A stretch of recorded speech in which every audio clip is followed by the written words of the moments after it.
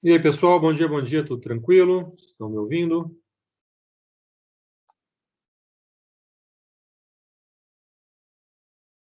Estamos aqui com 20 participantes.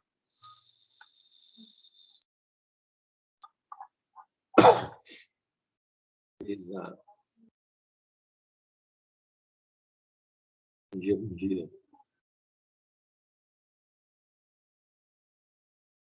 Tinha 2 aqui no início. 3, 5. Joia, pessoal. Bom, onde é que nós paramos? Vamos lá. Nós paramos lá no capítulo 3, né? Dos mercados de bens.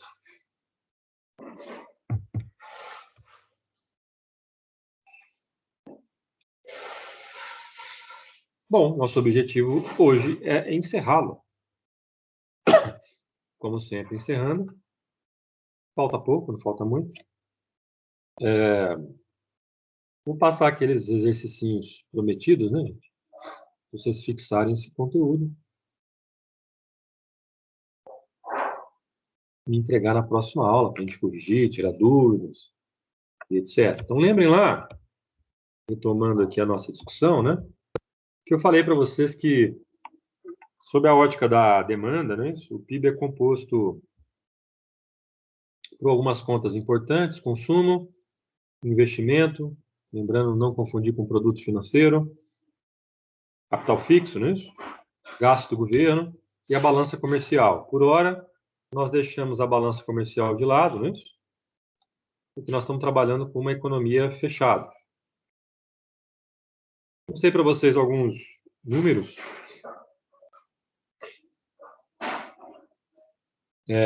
do Brasil, dos Estados Unidos, que aparecem no.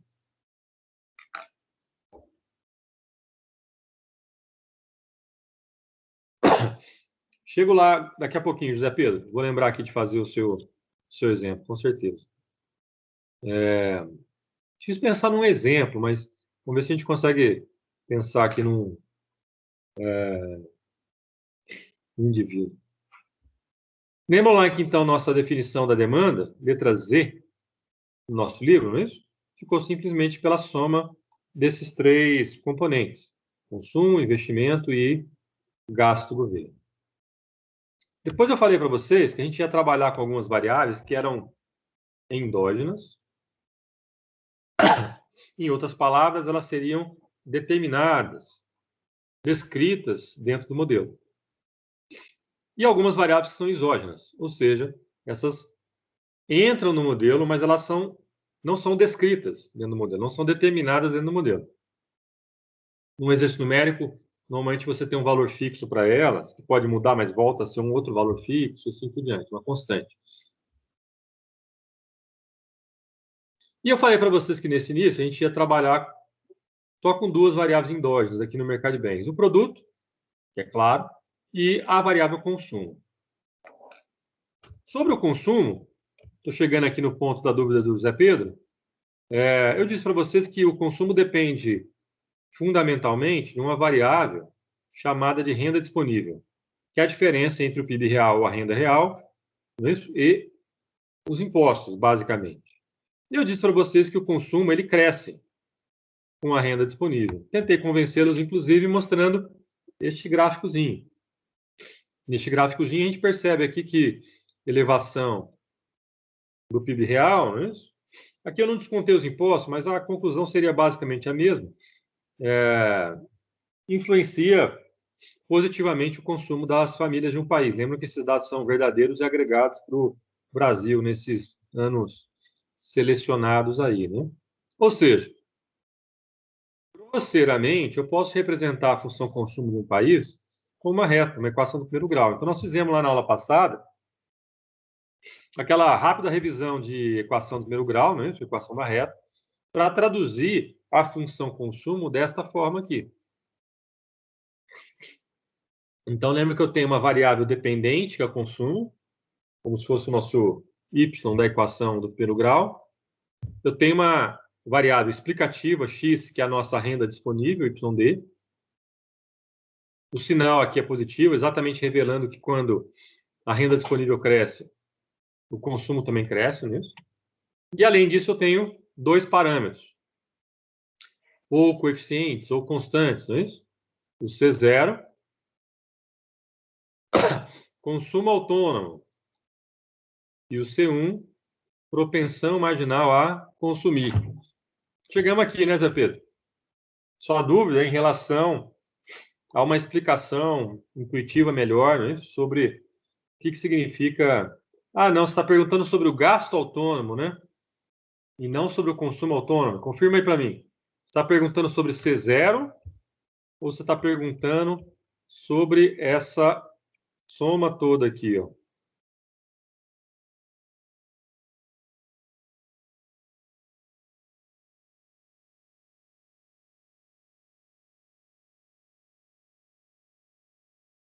Sobre os dois. Então vamos lá.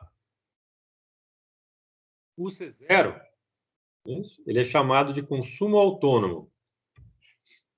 Claro, claro, sem problema. Então, de novo, a intuição é a seguinte: é a parte do consumo que não depende da renda disponível. Tá claro? Então, imagina no seu caso, no meu caso, no caso de qualquer um, e consequentemente no agregado para a economia. Se boa parte do que você consome tem relação com a sua renda, em outras palavras, tem relação com esse segundo termo aqui. Mas você pode me dizer o seguinte, ó, independente da minha renda, todo mês, todo mês, eu pago o meu aluguel. Se eu tiver uma renda menor ou maior, não importa. Eu sempre pagarei o meu aluguel no valor, por exemplo, de R$ 1.000. Se essa for a explicação no seu caso, José Pedro, eu vou dizer que esse R$ 1.000 que você consome sempre em aluguel e que não depende da sua renda, no meu exemplo, está aqui dentro do C0, do consumo autônomo. Está clara a ideia? Então, qualquer coisa que você consome e depende do que você ganha, da sua renda, não é isso? Está no segundo termo. Está aqui. Por outro lado, qualquer coisa que você considere, qualquer exemplo, que você considere que você vai consumir sempre, independente da sua renda ser mais alta ou mais baixa, está no consumo autônomo, ou seja, aquela parte do consumo que não depende da sua renda. Por isso que é chamado de autônomo. Autônomo no sentido de que não está associado à renda. Beleza? Já o outro termo, ele tem relação com o C1, que é a propensão marginal a consumir, que vai dar exatamente para a gente uma ideia, não é isso? De qual que é o aumento do consumo se eu tiver um aumento na renda disponível. Fizemos alguns exemplos na aula passada, supondo meio, por exemplo. Né? Lembrando que o C1 deve estar no intervalo 0 e 1, é isso? Porque uma parte do aumento de renda vira necessariamente poupança. Aí eu mostrei para vocês a equação no gráfico. Né? C0, a inclinação C1, dá a relação de renda disponível afetando o consumo das famílias no agregado da economia. Lembrando que, dependendo do C0, não é isso? O intercepto pode ser um pouco mais para cima, um pouco mais para baixo. Dependendo da inclinação, a minha reta pode ser um pouco mais inclinada, um pouco menos inclinada, e assim por diante. Mas ela sempre tem inclinação maior do que 0 e menor do que 1. Essa é a ideia. Lembrando lá das variáveis exógenas, o investimento por hora é exógeno, ainda que eu saiba que na prática não é. Aqui já é um pouco mais razoável, as variáveis de política fiscal. Quando o governo muda G ou T, não é isso? Ele está fazendo política fiscal. Nós vamos discutir isso melhor depois, expansionista ou contracionista. Mas o fato é que nós definimos também no finalzinho da aula passada que a diferença entre T e G nós chamamos de poupança do governo, não é isso? Essa poupança do governo, quando positiva, nós chamamos de superávit orçamentário. Quando negativa, nós chamamos de déficit orçamentário. Outra coisa que nós vimos no finalzinho da aula passada foi a nossa definição de equilíbrio, que é o lado da oferta batendo com o lado da demanda. Sempre. Tanto em micro, mas também aqui em macroeconomia. Não é isso? Para o meu mercado de bens todo. Então, basicamente, o que nós fizemos? Do lado direito da demanda, eu vou ter lá o consumo, que é endógeno, depende do PIB. O investimento, exógeno, os gastos do governo exógeno, além dos impostos que aparecem dentro do consumo lá, que também são exógenos. Então, quando o lado direito todo se iguala ao lado esquerdo, não é isso, eu tenho a nossa condição de equilíbrio. Então, a condição de equilíbrio está dada. Com a condição de equilíbrio dada,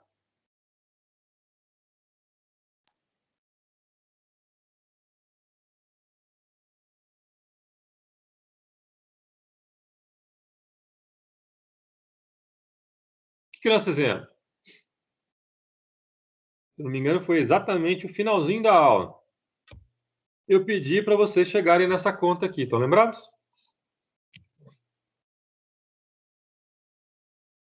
Nós paramos por aqui ou não? Nós fizemos a passagem deste resultado aqui para o resultado final do equilíbrio. A próxima página, fizemos? Fizemos matematicamente? Vocês fizeram? Vocês conseguiram?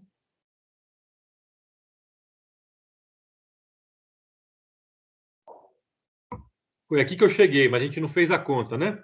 Beleza. Vamos fazer essa conta aqui rapidinho. Quero mostrar para vocês pegarem a intuição da coisa. E depois eu tenho que explicar para vocês esse resultado aqui, que ele é importante. Antes de chegar nesse resultado aqui, ó, vamos voltar para esse ponto aqui. Deixa eu tentar fazer com vocês aqui no quadro branco.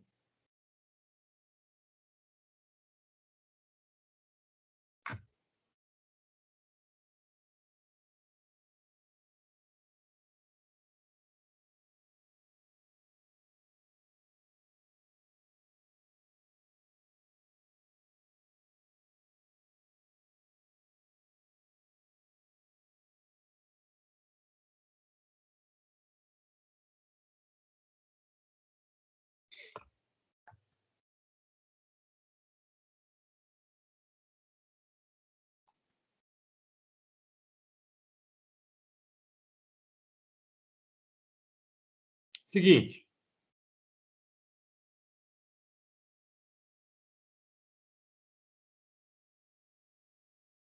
Olha só. Imaginem que eu tinha desse lado y, do outro lado eu tinha o nosso C0, aí eu tinha mais C1, que multiplica y menos t.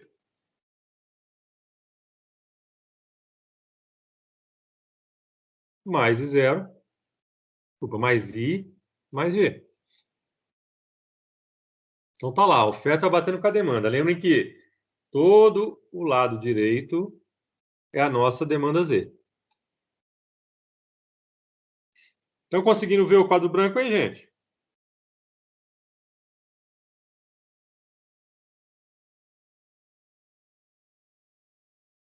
Tranquilo, né? Então, beleza. Qual que é a próxima etapa aqui? Já tinha dado a dica para vocês, né? Vamos fazer a distributiva do C1 aqui. Se vocês fizerem a distributiva do C1, já jogando lá o termo C1Y para o outro lado, invertendo o sinal, eu vou ficar aqui ó, com Y, que já está do lado esquerdo, menos C1Y.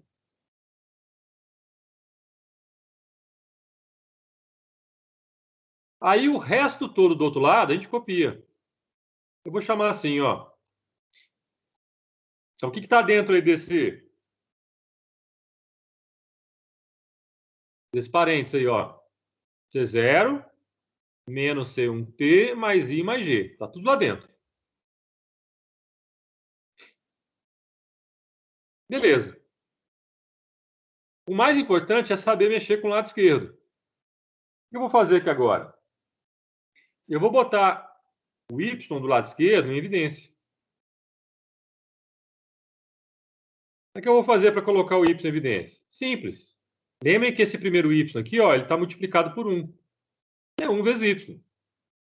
Então, eu fico com 1 menos. O outro termo, o Y, está multiplicado por menos C1. C1 que multiplica Y. O lado direito não mudou nada, eu copio. Aí ficou fácil. Como é que você vai escrever o equilíbrio? Você vai escrever assim, ó. Y igual. Tudo que já estava do lado direito, dividido por 1 menos C1, porque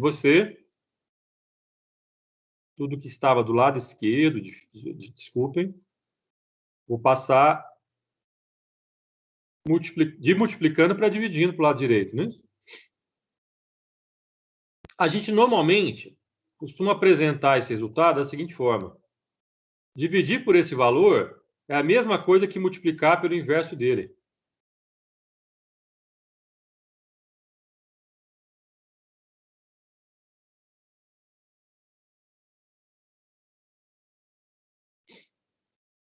Isso aqui está certo?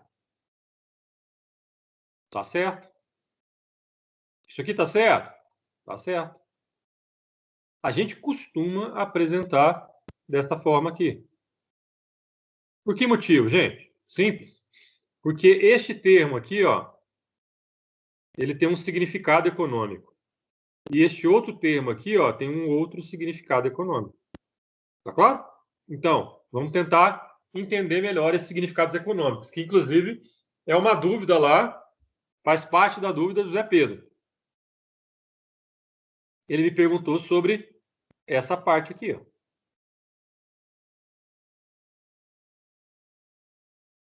Eu tinha feito essa conta com vocês ou não? Me lembrem lá.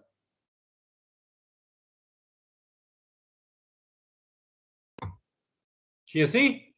Bom, então beleza. Não tem problema se ficou repetido. Reforçamos. Então, se nós chegamos nesse ponto,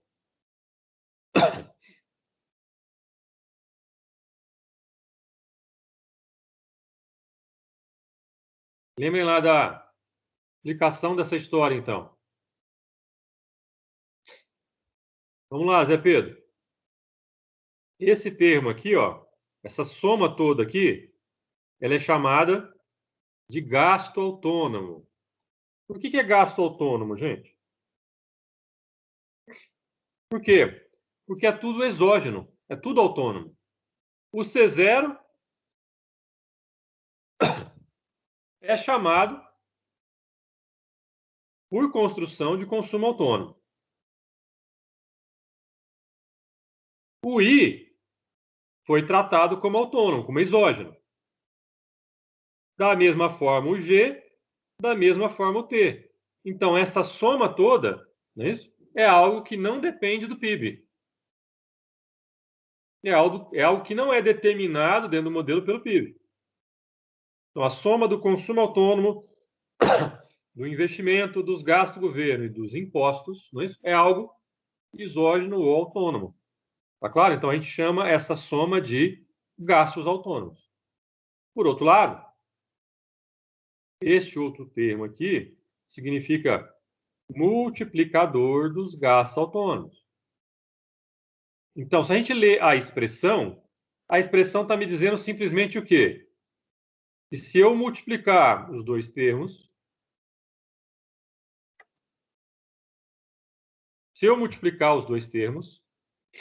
eu tenho o PIB de equilíbrio da minha economia no curto prazo. Aí nós fizemos um exemplo na aula passada.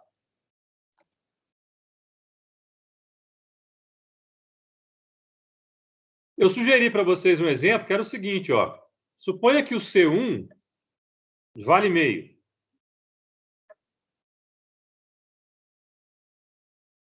Quanto que vale o multiplicador? Nesse caso, ele valeria 2. Concorda ou não? O que significa mesmo que ele vale 2? Significa que o meu PIB de equilíbrio, no exemplo, então vamos lá. Exemplo, C1 igual a meio. No exemplo, o multiplicador seria igual a 2. Primeira coisa que ele significa é o quê? Que se eu quiser calcular neste meu exemplo, nessa minha economia, o PIB, basta eu pegar 2 e multiplicar pelos gastos autônomos. Por aquela soma lá, entre parênteses. 0 mais I mais G menos C1 que multiplica T. Mas mais do que isso, imagine que, por exemplo, o governo do meu país aumentou seus gastos em R$1 milhão. Estão lembrados desse exemplo ou eu não dei esse exemplo?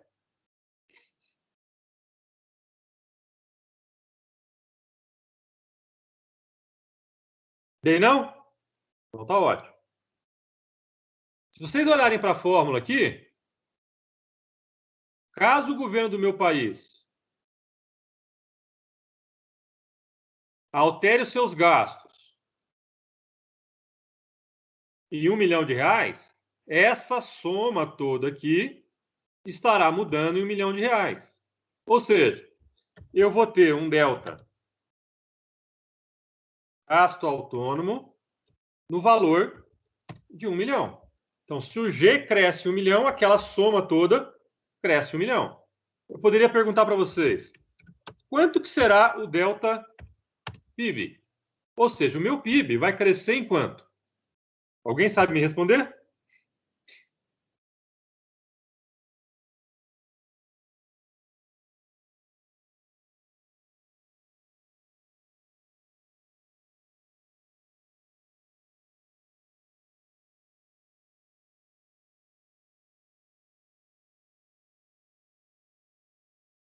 E aí, pessoal?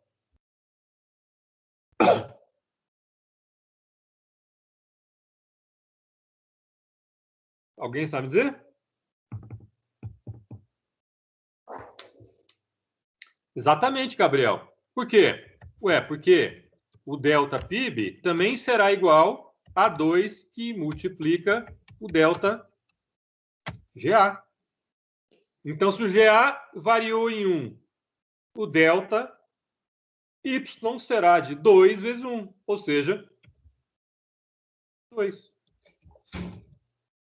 2 milhões, 2 bilhões, não importa. Depende da variação do GA. Tá claro, então? Esta é a lógica do multiplicador dos gastos autônomos.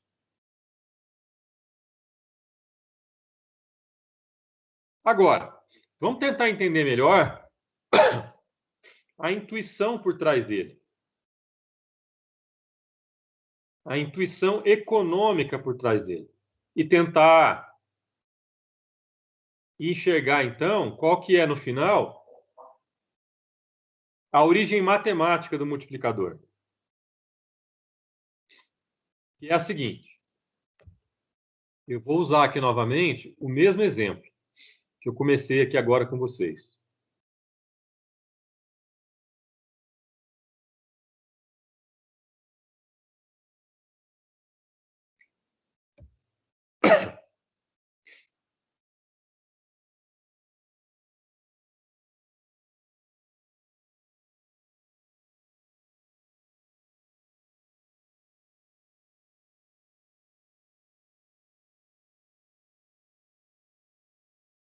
Imagine que no meu exemplo,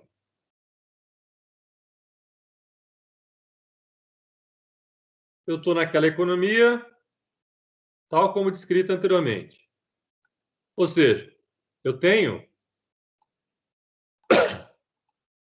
o C1 valendo meio.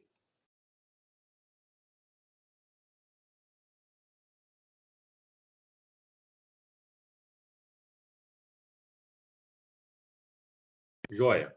Aí vem o governo do meu país, por exemplo, e aumenta os seus gastos em R$1 milhão.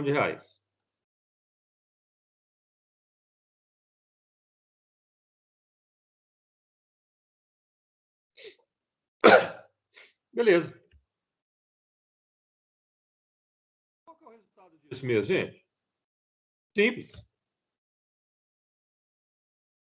Lembrem que o G está dentro da demanda. Está dentro de Z. Lembra que Z é consumo mais investimento mais os gastos do governo. Se o G aumentar em 1 milhão, a minha demanda vai aumentar diretamente em 1 milhão. Eu vou ter aqui um delta Z nesse valor.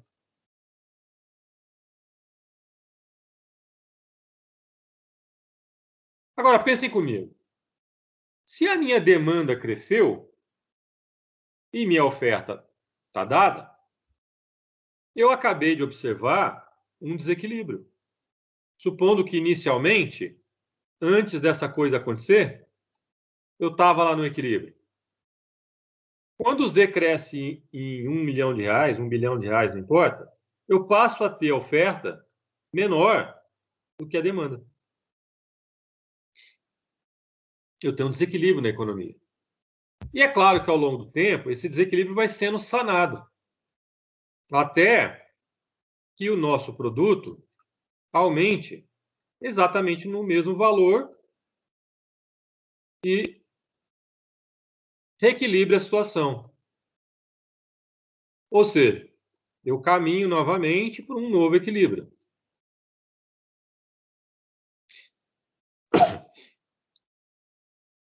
Joia? Então, nota. O que eu acabei de escrever com vocês? Que quando o governo, por exemplo, aumenta os seus gastos de R$1 milhão, isso aqui vai ter um impacto no meu produto, que é um impacto direto, de mesmo valor, de R$1 milhão.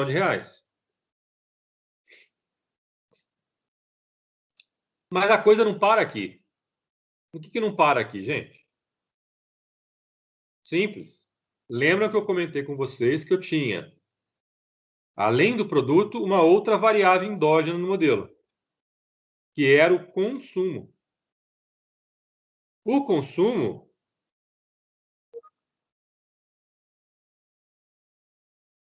isso aqui pode gerar inflação, sim, João Vitor, sem problema, tá? Nós vamos chegar nesse ponto, mas vai demorar um tempão ainda, tá? Vamos tentar enxergar aqui o multiplicador. Beleza? Você tem razão. Tem impacto na inflação, sim, não tenha dúvida. Esse é um dos nossos objetivos, chegar na discussão de preço.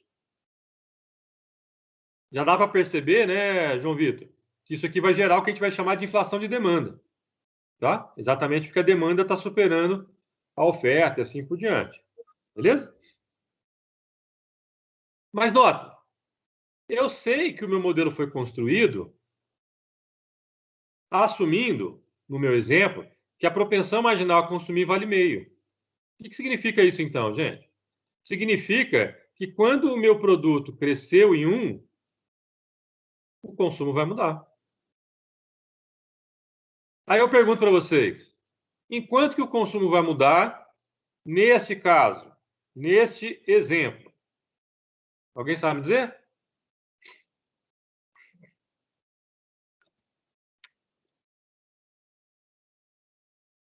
Vamos lá, vamos lá, vamos lá.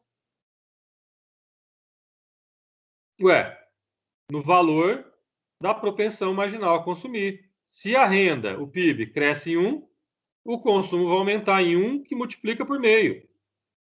Basta você olhar na equação do consumo. Vai aumentar em meio.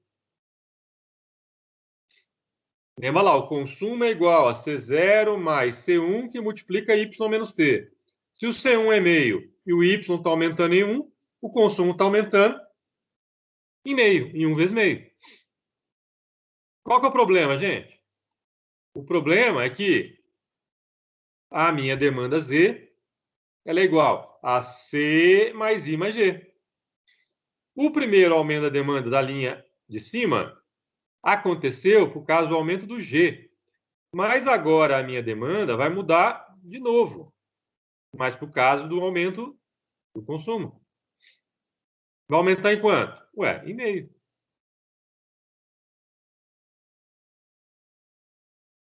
O que eu vou observar novamente? Ué, oferta abaixo da demanda. Ao longo do tempo, a economia corre atrás até que o equilíbrio seja restabelecido. Opa, eu tenho um delta Y no valor de meio.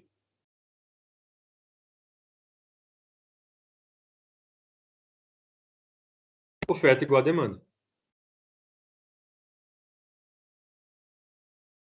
Qual que é o problema, gente? Ué, o PIB mudou de novo. O que acontece quando o PIB muda de novo? O consumo muda de novo. Vamos lá, vocês entenderam? Enquanto que o consumo vai aumentar aqui agora, neste próximo passo?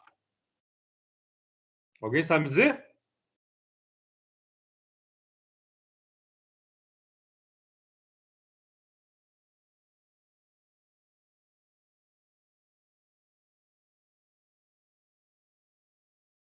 Exatamente. Exatamente, João Vitor. Meio, que é a propensão marginal a consumir, multiplicado por meio, que é o aumento do PIB. Ou seja, o consumo vai aumentar em 0,25. Imagine que essa descrição toda que eu fiz agora, ela vai acontecer novamente e vai impactar de novo o produto. Em 0,25.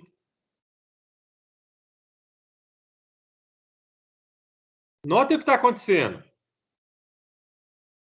Se vocês observarem a minha conta aqui, ó, até agora, gente, já deu uma variação do produto de quanto? De 1,75. Mas essa coisa não para em 1,75.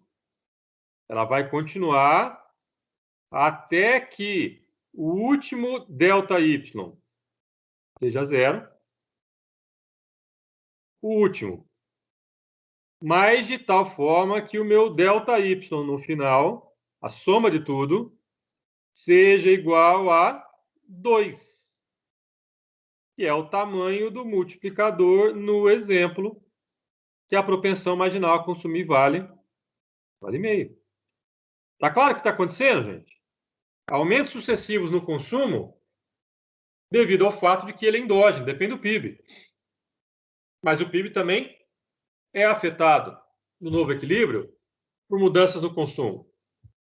Então, é esse o processo intuitivo que a gente chama de multiplicador. Multiplicador dos gastos autônomos. Nesse caso específico, como no meu exemplo, eu variei o gasto do governo, se eu quiser, eu posso chamar de multiplicador do gasto do governo.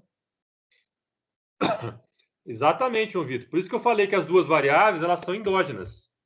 Y e C são endógenas. Ou seja, elas se afetam mutuamente.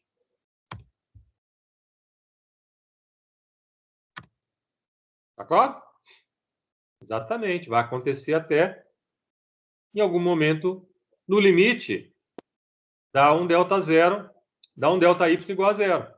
Mas quando você somar todos eles, você vai encontrar o resultado final que aconteceu na economia. Tudo porque a propensão marginal a consumir é meio e o governo aumentou seus gastos, no meu exemplo, em 1 unidade, mas o efeito final sobre o produto é de 2 unidades, como eu já tinha descrito anteriormente com vocês.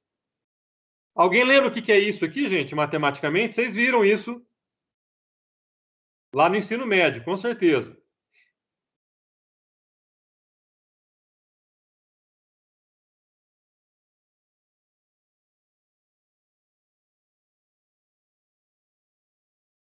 E aí? Alguém lembra disso? Esse esquema aqui, ó, dessas variações de y cada vez menores aqui. Não lembra de nada no ensino médio?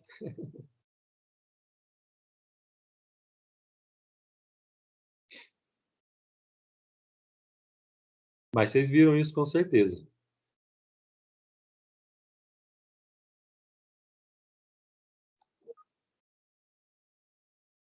Só lembra de Bhaskara? Bhaskara não vai ser útil para a gente aqui neste momento. Mas já é alguma lembrança, né, João Vitor?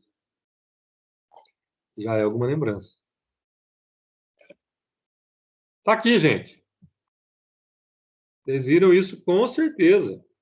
Isso é uma soma de uma PG. A soma de uma progressão geométrica. Lembram disso? Olha lá o que está acontecendo, ó. 1 mais meio ao quadrado, 0,25, e assim por diante, diversas rodadas, até que o último valor aqui, ó, tenda a zero. E essa soma toda aqui, não é isso?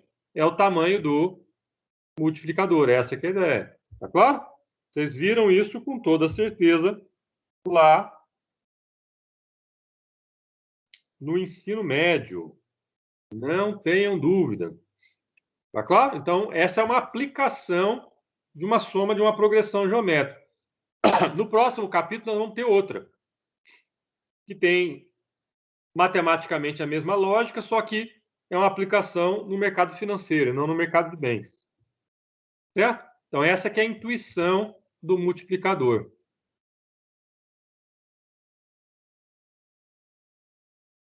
Outra coisa que dá para dizer aqui é que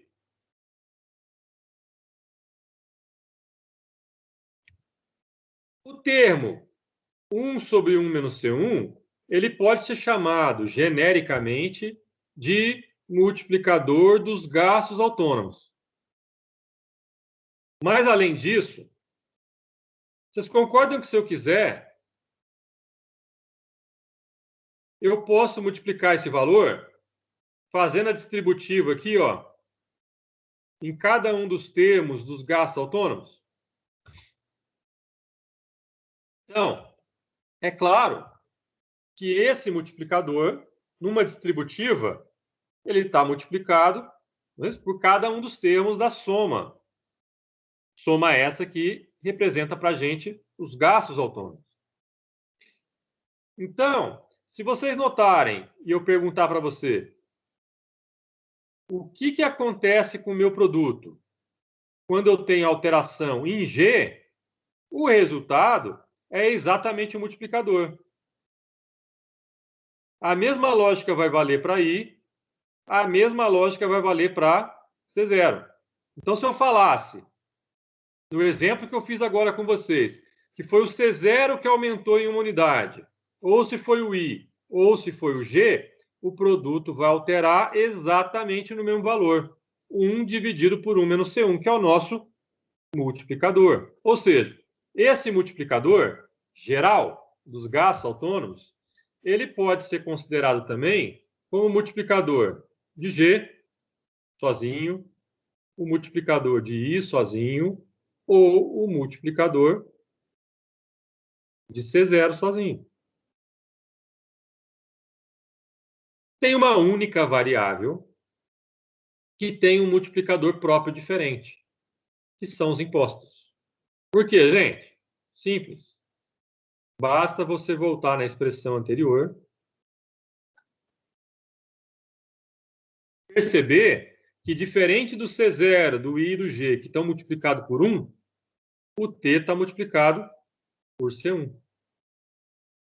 Então, quando você fizer a distributiva do multiplicador para o T, eu vou ficar com menos C1 sobre 1 menos C1 que multiplica T.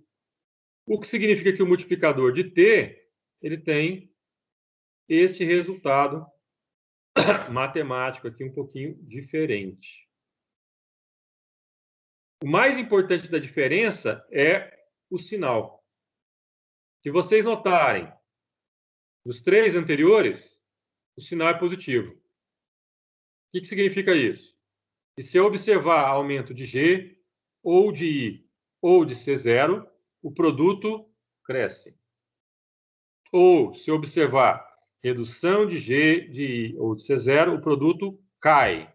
Ou seja, as variáveis caminham na mesma direção. A diferença é em relação a T. Por quê? Porque o multiplicador de T ele é negativo. E faz todo sentido. Por quê? Porque quando o governo aumenta os impostos, as pessoas vão consumir menos. E aí o produto vai cair. Ele vai caminhar em direção contrária. Ou, se o governo reduzir os impostos, as pessoas vão consumir mais e o PIB vai crescer. Da mesma forma, as variáveis caminham em direção contrária. Então, os multiplicadores de G, I e C0 são positivos e o multiplicador de T é negativo. Outra coisa, pessoal. Tem alguém aí que sabe tudo de cálculo? Derivadas parciais? Sabe nada? E aí, pessoal? Sabe ou não sabe? João Vitor, eu estou sempre pensando em variação do T. Ele pode ser 0, mas ele variou para 1. Tá claro? Ou ele era 1, variou para 2. Então, quando o T cresce, o PIB cai. Certo? Estou pensando sempre em delta. Por isso que eu perguntei agora das derivadas. Lembra lá que a derivada representa efeito da variação de uma variável sobre outra, não é isso? Ou seja, delta para delta. Para aqueles que gostam de cálculo, pense o seguinte: se vocês de fato fizerem a distributiva disso daqui para cada um dos termos,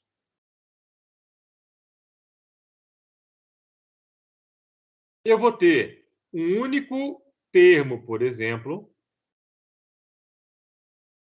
relativo a G. Como é que será esse termo relativo a G? Ué, é G multiplicado por isso aqui. Ou seja, 1 sobre 1 menos C1 multiplicado por G. E se eu pedir para você derivar o produto em relação a G, quanto que vai dar? Ué, exatamente o multiplicador. Exatamente o multiplicador. Então, na verdade, o que são esses multiplicadores aqui, gente?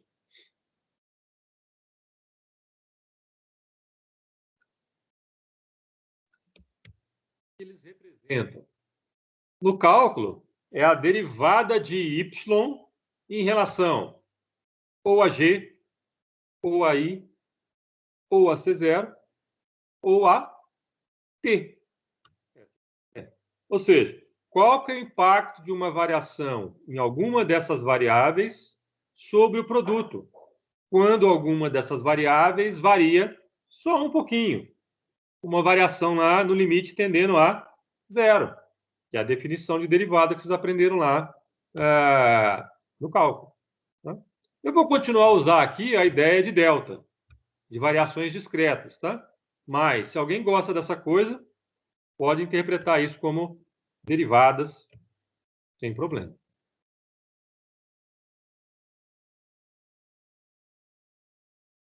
É aqui tranquilo? Então, a gente mostrou o significado de cada um dos termos da equação de equilíbrio do produto. Tentamos entender o significado do multiplicador, principalmente. Não é isso? A interpretação econômica e matemática, PG, não é isso? Ou em termos de derivada.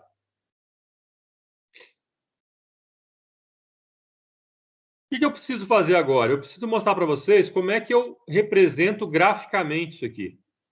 Ou seja, como é que o equilíbrio é representado no gráfico. João Vitor, você está perguntando do I maiúsculo? I maiúsculo é um investimento. Máquinas e equipamentos. Lembra lá, no início do capítulo aqui, ó, investimento. Vem de contas nacionais, né? É o nosso capital fixo. Beleza? Joia. A pergunta aqui agora é, como é que eu represento graficamente o meu equilíbrio? Eu já sei encontrá-lo matematicamente. Já sei interpretá-lo matematicamente, e etc.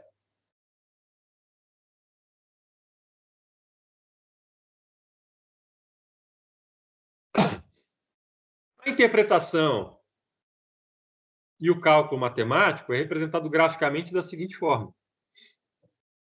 Basicamente, eu tenho que representar no gráfico essa igualdade aqui.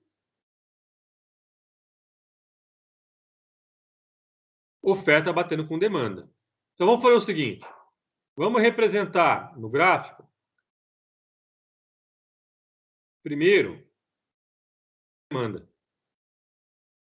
E depois nós damos um jeito de igualar a oferta. Beleza. Se vocês notarem, ó, a demanda é todo o lado direito.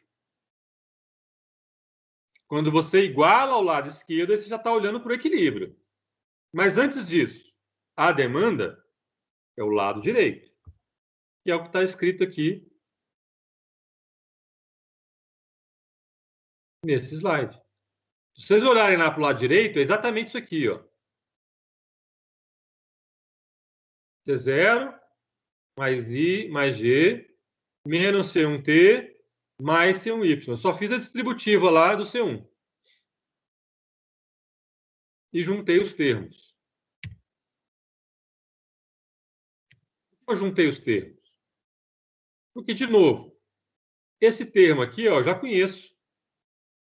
E ele tem um significado, que é os nossos gastos autônomos.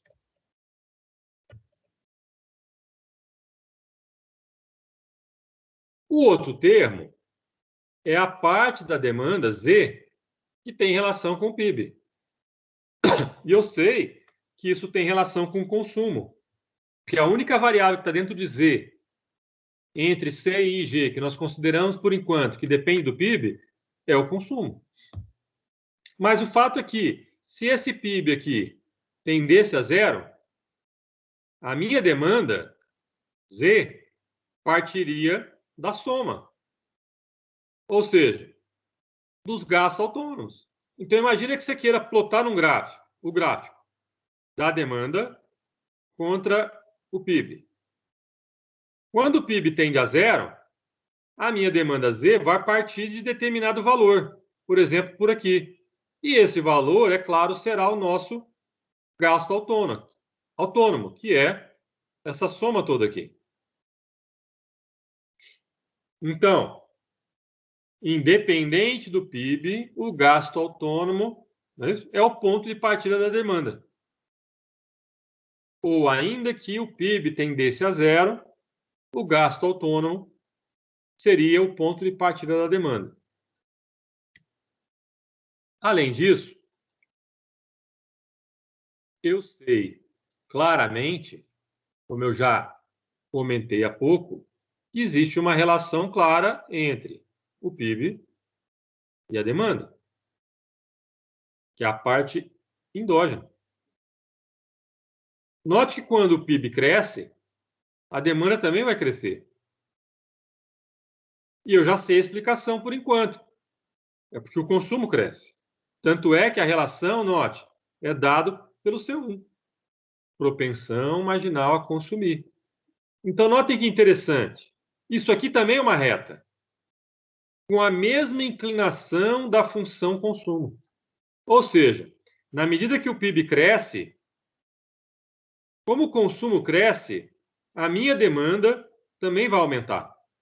E vai aumentar exatamente em quanto?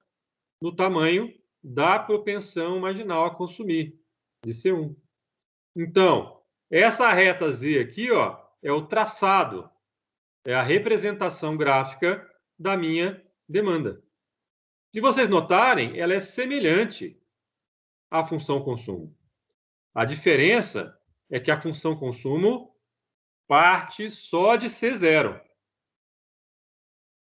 A inclinação é C1. Já a função demanda, ela parte do gasto autônomo todo. Ou seja, dessa soma toda aqui. Mas a inclinação é a mesma. É C1. Demanda traçada. Ótimo. Minha vida está um pouco mais fácil agora. Pouco. Nem tanto. Eu vou ter que ser criativo agora para encontrar o equilíbrio. Porque nota, gente, por enquanto eu só defini a demanda. Ou seja, eu montei um gráfico de Z contra Y. E esse gráfico é uma reta ascendente. Agora a pergunta: como é que eu faço neste gráfico para encontrar este valor aqui? Ou seja, o nosso equilíbrio. Como é que é a representação gráfica do equilíbrio? Eu vou apelar aqui. Apelar bastante. Vou usar aqui uma gambiarra matemática. Ou gráfico. Qual gambiarra que eu vou usar aqui, gente? Eu vou usar a reta de 45 graus. Por que que eu vou usar a reta de 45 graus? Porque a reta de 45 graus tem uma característica, uma propriedade muito importante. Que a reta de 45 graus tem de importante? Ela tem inclinação igual a 1. O que significa ela tem inclinação igual a 1, gente? Significa que em qualquer ponto em cima dela, qualquer um, mais para cima, mais para baixo, não importa. Qualquer ponto em cima dela, o valor num eixo é igual ao valor do outro eixo. Por exemplo, imagina que eu estou nesse ponto aqui. Este valor que eu vou encontrar no eixo Y, este valor, é igual a esse valor que eu vou encontrar no eixo X e vice-versa. Falei ao contrário, né? Mas dá no mesmo. O fato é que os dois valores são iguais. Para que eu vou usar isso? Opa! Para que eu vou usar isto? Para que isso me serve? Ué, simples. Olha para esse ponto aqui, gente. Que nós estamos chamando aqui de ponto A. O que está acontecendo nesse ponto? É o cruzamento entre a minha demanda e a reta de 45 graus. O que eu tenho de legal nesse ponto? Ué, se está em cima da reta de 45 graus, se está em cima dela, significa que o valor num eixo é igual ao valor no outro eixo. Ué, resolvido o problema. Acabei de encontrar o valor do meu PIB real de equilíbrio de curto prazo da minha economia fechada, que matematicamente é esse valor aqui. Está claro o que eu fiz, então? Eu tracei primeiro a demanda Z.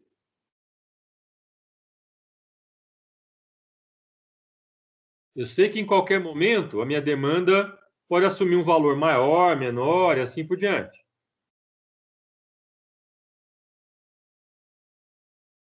Mas eu sei que no equilíbrio essa demanda tem que bater com oferta, com o PIB. Como é que eu fiz para resolver o equilíbrio? No gráfico, eu usei um macete matemático aqui, não é isso? Que foi botar no mesmo gráfico a reta de 45 graus. Como eu sei que em cima de qualquer ponto na reta de 45 graus eu tenho igualdade de valores nos dois eixos, isso necessariamente está valendo no ponto A, que é o cruzamento entre as duas, e A está em cima da reta de 45 graus. Exatamente, João Vitor. Nós estamos igualando Z com Y. Oferta com demanda. No eixo que você preferir olhar. Então, normalmente, a gente representa o equilíbrio no eixo horizontal. Mas como os valores são iguais, se você quiser, você pode colocar no vertical também, dá no mesmo, tá? Mas é muito mais comum a gente apresentar aqui embaixo, só por facilidade de entendimento aqui do gráfico. Essa que é a ideia do equilíbrio no gráfico. Agora, se vocês entenderam o equilíbrio, não tem nenhuma dúvida, olha só para isso aqui, gente. O que está acontecendo aqui? Suponha que você está nesse ponto aqui, ó. É um cruzamento. Ou seja, esse aqui é um PIB de equilíbrio inicial. Lembra lá do meu exemplo? Quando o governo aumentava os seus gastos em R$ 1 bilhão? Pode ser. Lembra que no meu exemplo o PIB aumentava em R$ 2 bilhões? Porque o C1 valia meio e o multiplicador valia 2? O que acontece graficamente? A minha demanda desloca em 1 milhão, 1 bilhão, não importa. Só que o meu equilíbrio, ó, ele salta para cá. O novo cruzamento. Se vocês notarem, ó, a variação do produto é maior do que o tamanho do deslocamento da demanda. Exatamente por quê? Porque eu tenho o multiplicador afetando aqui a economia. Ou seja, como se fossem essas setinhas aqui, ó, aos pouquinhos, que fazem com que a variação do produto seja maior do que a variação observada na demanda inicialmente. Então, é possível também a gente enxergar no gráfico o multiplicador. Basta você perceber que a sua demanda mudou de posição no valor da mudança inicial, mas o seu produto vai variar mais. Vai depender da inclinação da demanda. Se a inclinação for maior ou menor, ou seja, se o C1 for maior ou menor, o ΔY pode ser maior ou menor, ou seja, o multiplicador pode ser maior ou menor, e assim por diante. Então, aquele meu exemplo numérico, ele pode ser representado aqui, como se aqui eu tivesse mudado em 1 e aqui o ΔY tivesse sido de 2, por exemplo. Claro que vai depender do tamanho do C1, que é a inclinação da minha demanda. O tamanho do efeito. Naquele exemplo, a inclinação era meio e o multiplicador valia 2. E aí, pessoal, faz sentido ou não?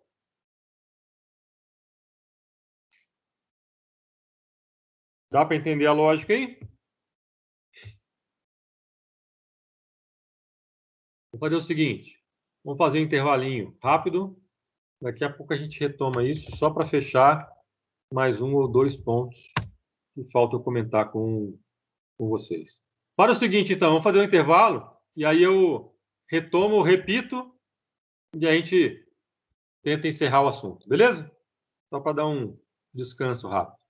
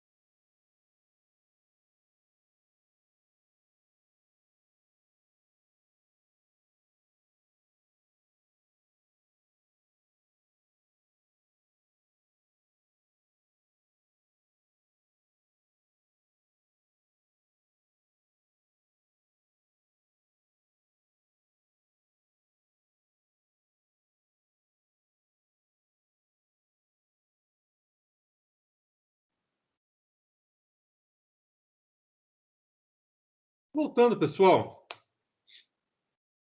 Deixa eu retomar, então, a dúvida aqui. O Gabriel pediu para repetir. Então, Gabriel, lembra lá, ó, aqui, quando nós fizemos essa conta aqui, eu mostrei para vocês, de várias formas diferentes, a intuição do multiplicador. Disse que, de modo geral, se essa coisa toda aqui somada muda, o produto vai mudar, o y. Mas vai mudar de acordo com o tamanho do multiplicador.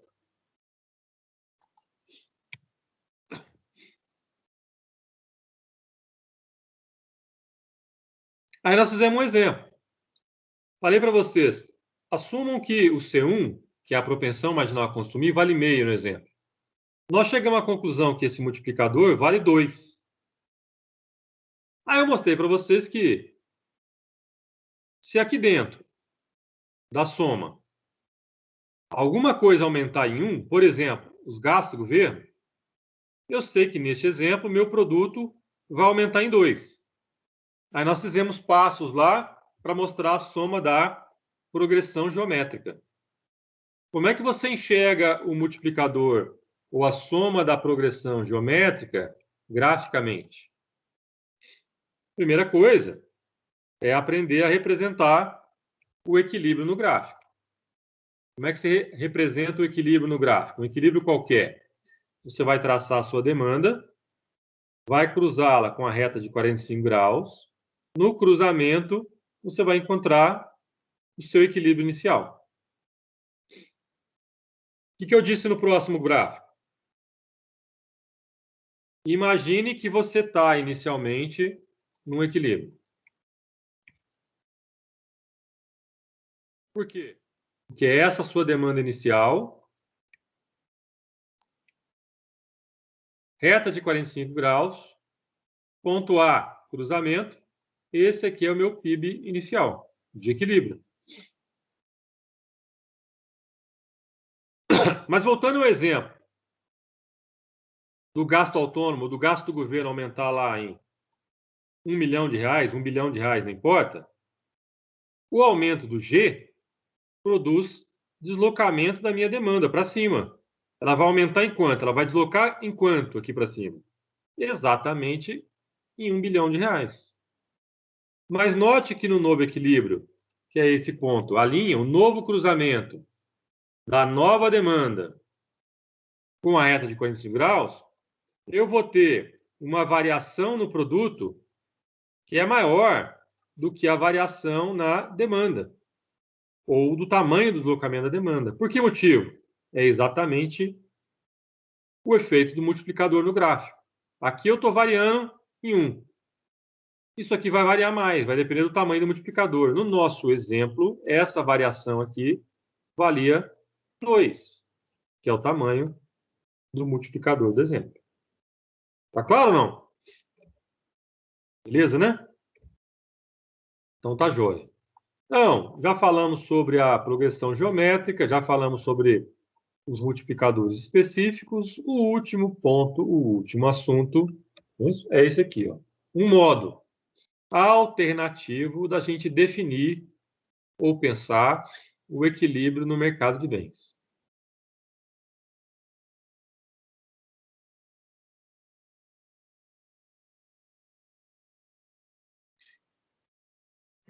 Como é que a gente faz isso? Tem algumas formas de fazer isso, tá?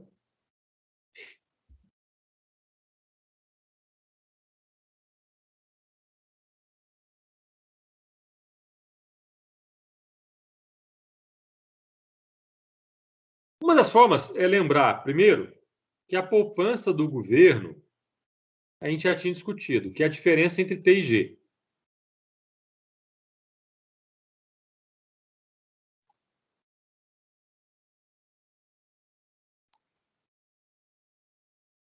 Lembram lá de superávit orçamentário, déficit orçamentário e assim por diante.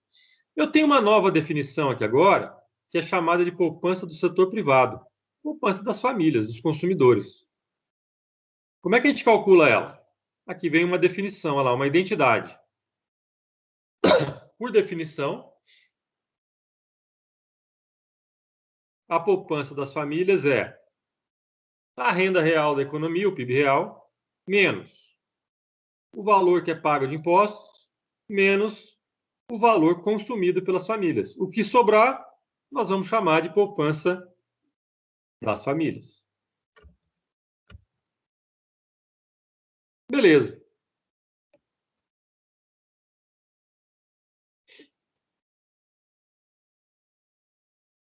Agora, imagine o seguinte.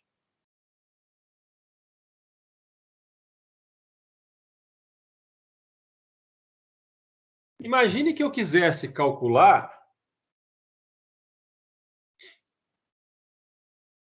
essa poupança do setor privado, S,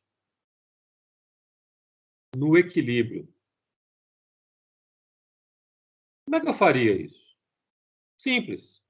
Basta eu usar a minha definição de equilíbrio, que é Y oferta igualando a Z, a demanda, que é C mais I mais G. Então, o que eu vou fazer? Eu vou substituir essa informação no lugar aqui de Y. Se eu, no lugar do S, substituir Y de equilíbrio, eu estaria calculando a poupança no equilíbrio. Imagine que vocês façam essa substituição. No lugar de Y lá em cima, você bota C e G. O que vai acontecer? Vocês vão perceber que esse consumo aqui, ó, vai ser cancelado com esse outro consumo aqui. Porque um vai entrar lá com sinal positivo e o outro está com sinal negativo. Beleza. O que vai sobrar? Vai sobrar o investimento, vai sobrar o S, e se eu passar o T e o G com sinais invertidos para o outro lado, eu vou ficar o menos T como mais T e o mais G como menos G. E a gente conhece as informações todas dessa nova igualdade aí, dessa nova identidade. Onde é que nós vimos isso aqui, gente? Nós já vimos lá na nossa discussão de contas nacionais. Lembra lá da conta capital? O que a conta capital me diz? Ela me diz, basicamente, como é que o investimento da economia,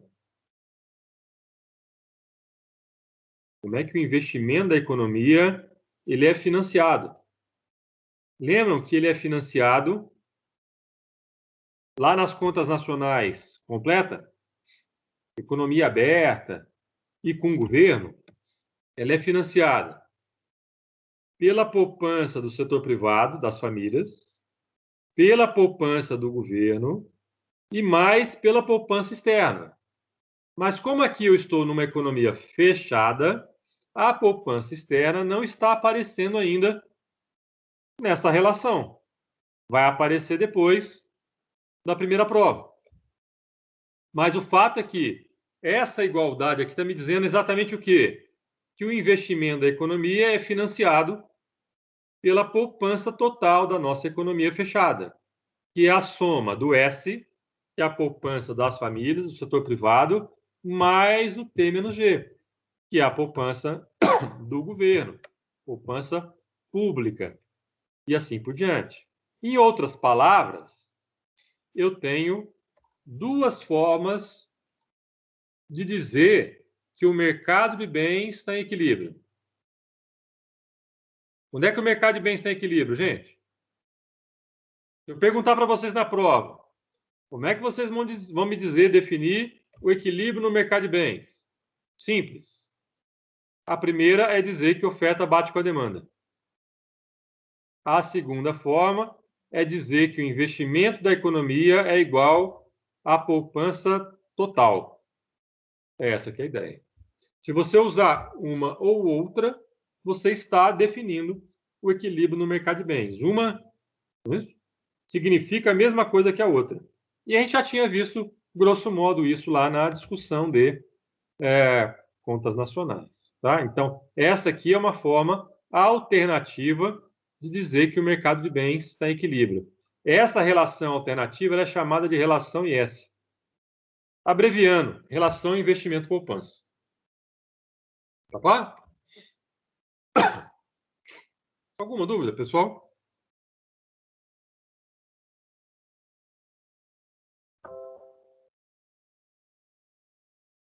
Tudo certo? Bom, então o capítulo 3 está encerrado. Vamos lá para os nossos exercícios. Vou passar para vocês aqui uma listinha de exercícios da 5ª edição do Blanchard.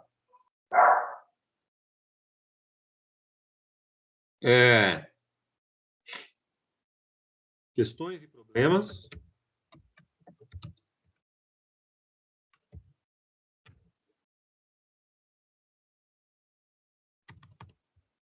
Exercícios 2, 3, 4, 5 e 8. Vocês vão me entregar antes da próxima aula. Ou seja, antes da próxima segunda-feira, é isso?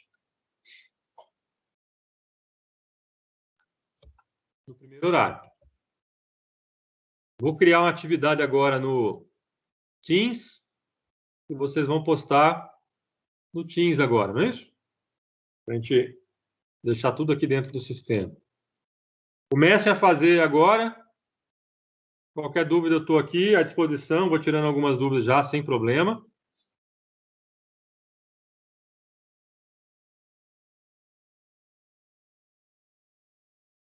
Daqui a pouco eu vou.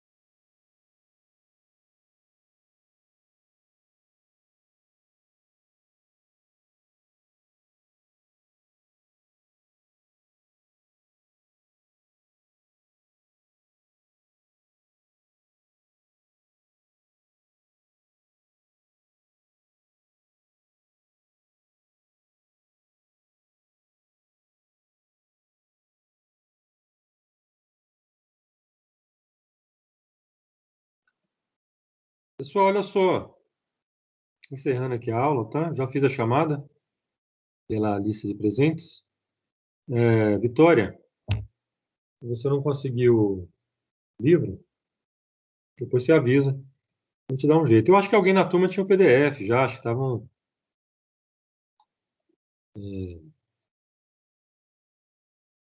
Vocês têm um grupo aí, alguma coisa assim. Ô, Ari, eu acho que lá no grupo, lá no arquivos do Teams tem o PDF, tá? Não, mas no arquivo do Teams acho que eu coloquei só do primeiro exercício, eu acho.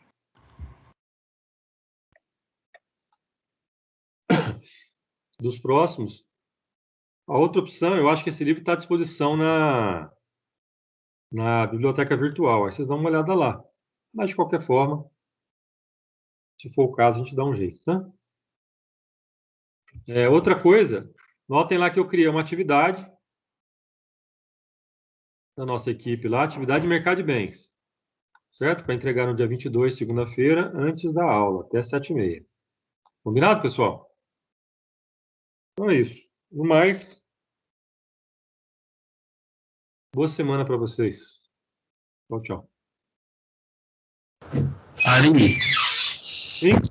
o José Pedro só pediu para ver se ele teve que sair um pouquinho mais cedo, para ver se você deu presença para ele. O nome dele acho que estava constando da lista, né? Então não tinha problema. Ah, não, beleza então. Então falou. Obrigado, Ari. Bom fim de semana. Também, até mais.